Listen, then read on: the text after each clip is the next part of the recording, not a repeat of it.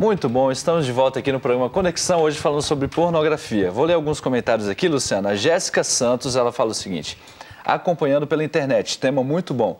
A Josivânia, ela fala que ótimo tema, ligadinha aqui nesse belo programa. Mande um abraço e um beijo aí para mim, turma. Abraço para vocês. A Daniela Olerman, ela fala o seguinte: show, abordar este assunto. E eu tenho aqui um recado também no nosso... a gente tem uma rede social interna aqui, né, da Novo Tempo aqui, o nosso Facebook interno. Nosso troca? É, o nosso troca, exatamente, né, a nossa... E tem recado aqui para Lucas Schultz. Lucas Schultz, vem de Daniela. Conhece? Daniela Menezes. É outra. Não sei nem o nome, não sei nem o nome da produtora, Luciana. Daniela Menezes. Conhece Dani Menezes, Acho Lucas? que eu conheço, ouvi falar aí. Uma pergunta assim, rapidinho, uma pergunta sobre o tema, agora falando sério. Quando que é o casamento mesmo? Olha, é uma boa pergunta. Schultz, não precisa responder. Chapolin, você é muito indiscreto, Chapolin. A Dani tá atrás dessa parede, já nem fez isso, nada, eu sei. Ela tá aqui, ó, falando comigo aqui agora. Eu te garanto que essa não é uma pergunta da Dani, é coisa do Chapolin. Mas é uma pergunta do povo. É uma pergunta do povo, o povo quer saber. Agora, contextualizando, a Dani, a nossa assistente de produção aqui, trabalha com a gente, ela fica coordenando a gente aqui pelo ponto, que é esse aparelhinho aqui no nosso ouvido. E claro, o Chapolin não ia perder a oportunidade dessa, né? E ela já sabe a resposta dessa pergunta, tá bem tranquila ali atrás. Tá tudo certo, né, Lucas? Por isso que eu falei no início que hoje o programa estava mais alegre, né? Nossa tava mais feliz, mais apaixonado, né, Chapolin? Agora, eu quero mandar um abraço, você falou aqui do pai do Giovanni, né? Mandar um abraço pra mãe também, exatamente. Que é a Dione, isso eu ia deixar pro final, tava pensando aqui agora, a Dione ia bater na gente amanhã, que eu não mandei um abraço dela. Um abraço pra Dione também. É filho do pastor Lanza, mas também filho da Dione, né? Com certeza. Agora, Chapolin falou, estamos conversando hoje aqui no Conexão sobre pornografia. E eu quero saber o seguinte: se a pornografia pode atrapalhar a vida sexual do jovem e se pode ser um problema para o casamento também. Thalita. Sim, conforme a gente já tinha discutido, né? Voltando um pouquinho naquilo que você falou, né? Quando a pessoa acessa um filme pornográfico, ela tem uma tendência realmente de se comparar com uma coisa que não dá para comparar. Então, outra coisa que a gente vê relacionado não só às questões sexuais, né? Como eu falei, da relação, da questão do desejo, há divórcios. Então, cerca de 40% de divórcios acontecem com pessoas que acessam sites quando um dos cônjuges descobre, né, que é uma busca assim, muito frenética. Isso incomoda bastante e tal. Mas também a gente vê muito a questão da depressão, porque a pornografia, às vezes, por quem usa, traz muita culpa. Você falou desse estudo no início do programa, eu vi um outro estudo muito interessante, e ele falava que de 24 pessoas, né, que eram viciadas em pornografia, olha só, 23 de 24 diziam que foi a pior coisa que aconteceu na vida dela. Ela realmente se tornar uma pessoa totalmente dependente e usuária. Então, é um dado bem significativo, né? Até porque, pensando nessa questão de vício, alguém que faz uso de substância, ela tem uma substância externa que ela usa e causa... A professora falou, a Thalita falou a respeito do ciclo de recompensa e tudo mais e tal. No caso da pornografia, é algo externo que você usa, mas é uma substância do próprio corpo, né? Não que a droga também não faça a produção dessa mesma substância, mas é uma... Todos os vícios são ruins, são nocivos, e alguns vícios a gente fala muito mais sobre eles porque eles são nocivos fisicamente falando, né, e pro sistema familiar e tal. Mas a pornografia é um vício tão nocivo quanto, em alguns casos ele é mais nocivo ainda, porque você fazer o processo de desmamar desse vício, de mudar tudo isso, é muito complicado. A desintoxicação é muito delicado. Até porque as imagens que você vê, o acesso que você tem, aquilo não se apaga. Fica registrado para você. Não é uma coisa que você simplesmente consegue ficar longe de uma droga, que eu não vou num bar, não compro álcool, etc. e tal. Está registrado na memória. O que você vê fica registrado. Então é muito difícil, às vezes, a luta de diferente de uma droga que deixa como lembrança só a sensação, o pós. O sujeito usou cocaína, ficou de ligadeira, então ele tem aquela sensação depois. No caso da pornografia, não. Além de ter a sensação, eu tenho a possibilidade de acessar a imagem na mente também. É como se os resíduos ficassem, né, dentro da, né, sei lá, a cocaína, a maconha, qualquer tipo de droga, ficassem ainda no seu organismo e produzisse esses efeitos, né? É uma luta muito difícil, né? Agora, quais são? Você falou que a depressão, o vício à pornografia pode trazer a depressão. Tem outras doenças que a pornografia pode causar? Ansiedade, por exemplo? Sim. Doenças emocionais e físicas sim. também, né? Agora, só falando da depressão, quer dizer, toda vez que a pessoa entra numa prática que gera conflito com a crença que ela tem, eu estou falando aqui principalmente para o jovem cristão, né? Então, ele tem uma crença, mas ele tem uma vida que não condiz com aquela crença. Isso gera conflito. E conflito gera transtorno mental. Sim. Quer dizer, se você não vive em coerência, algum dano você vai ter. E, às vezes, essa sensação mesmo de que, não, isso é impossível, não vou vencer isso nunca, isso não tem jeito, não vai sair de mim. Né? Então, isso deprime muito a pessoa. Lógico que a depressão em decorrência traz outras questões, né? De isolamento, de falta de prazer em conviver com as pessoas. Enfim, pode trazer, inclusive, enfraquecimento físico, falta de energia para a vida, né? Falta de vontade mesmo de viver.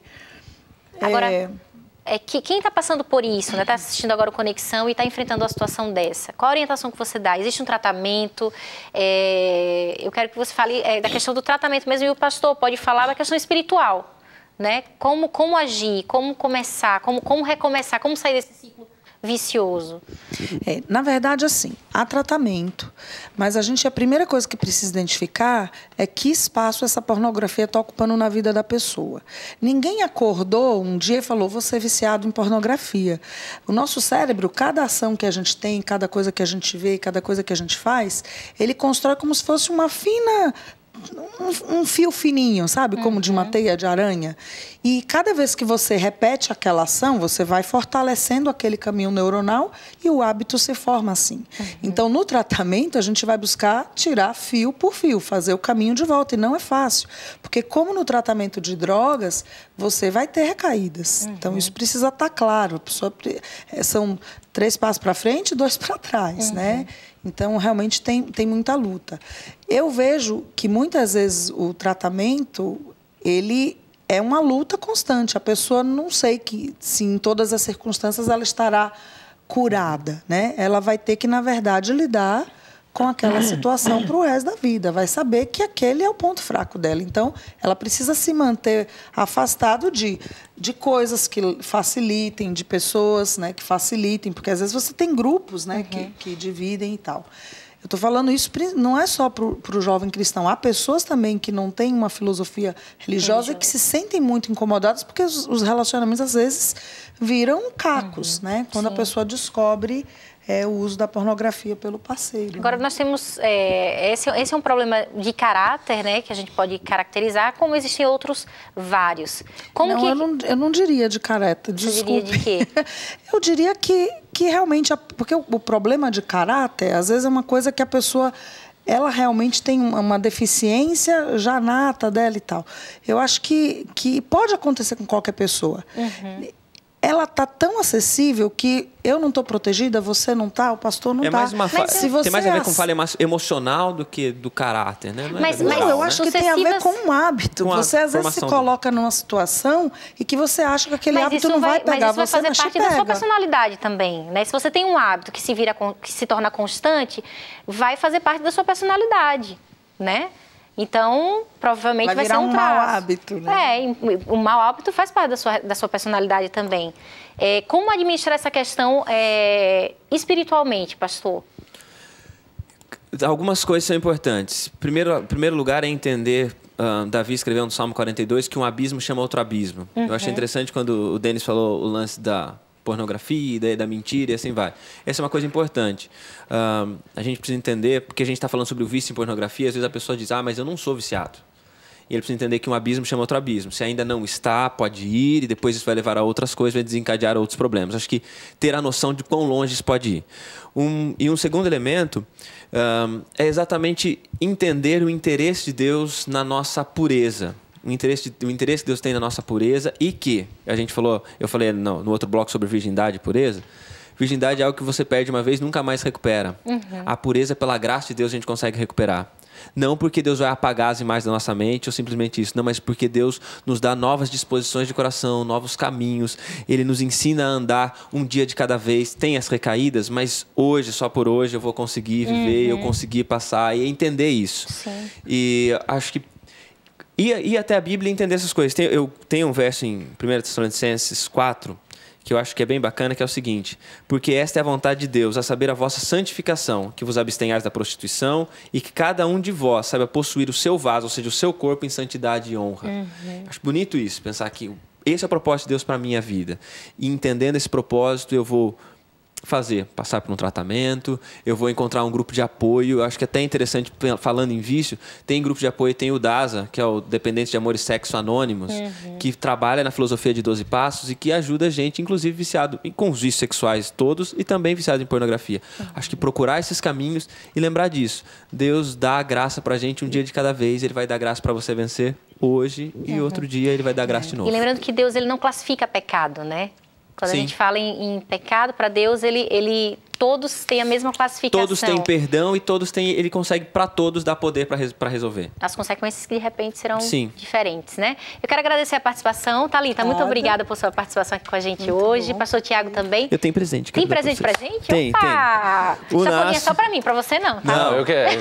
O Nas tá fazendo 30. O Nas tá fazendo 30 anos, fez 30 anos ano passado. Que linda a bolsa, adorei. Essa é a bolsa, mas tem coisa dentro da bolsa. Tem coisa Estudei dentro da bolsa. 4 anos nessa escola, você não recebeu uma canequinha, um negocinho pra aí. você que é ex-aluno, tá aqui. Você é o NASP, né, Chapolin? Olha Inclusive, só. a gente segue o NASP, viu, aqui no Instagram. Não, mas olha aqui, ó, a camisa aqui, ó, eu sou o NASP. Ai, não, saiu, gente. Eu ia mostrar aqui. Tem até caneca, Luciano, olha, pra eu Deixa eu ver tomar se eu minha água encontro aqui. Eu aqui. vi o Léo, não precisa mais de copinho aqui, tá?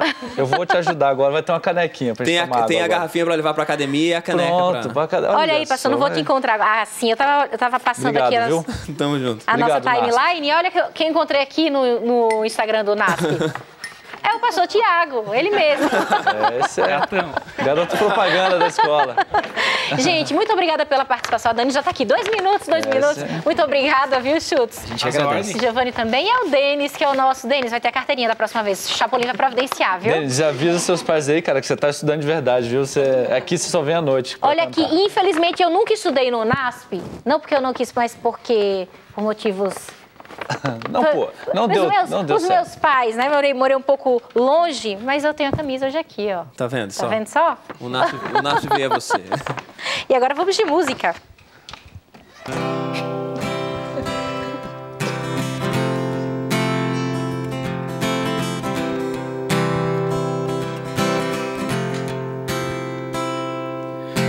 As mãos tão pequeninas congelaram meu olhar ao ver acrobacias repetidas no farol. A falta de alguém para dar carinho, amor, roubou meus pensamentos e rasgou meu coração. Ao céu fui transportado através de uma oração para procurar respostas de onde estava Deus. Um susto eu levei ao ouvir a mansa voz dizendo: filho amado, sou eu lá no farol. Não esperava Deus assim.